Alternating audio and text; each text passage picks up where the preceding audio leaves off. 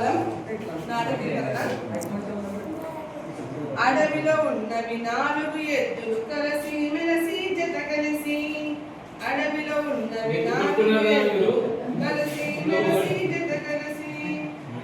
సింహం ఆకలి కొన్నది ఒక ఎద్దు పైన దూకింది. సింహం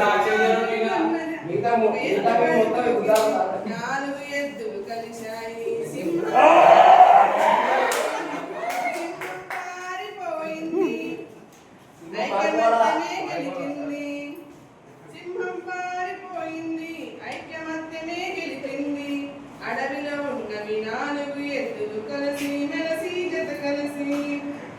ఎద్దులు తమలో తామంతా గొడవలు పడ్డవి ఒకనాడు.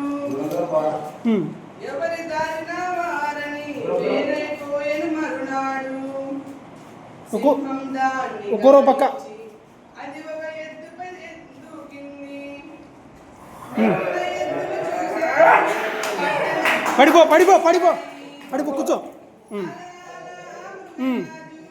ఎద్దులన్నింటిని చంపింది. అవి కూడా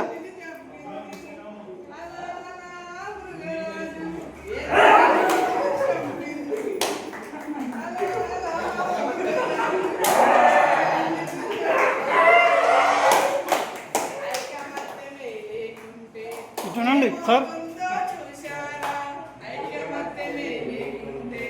ఏమవుతుందో చూశారా?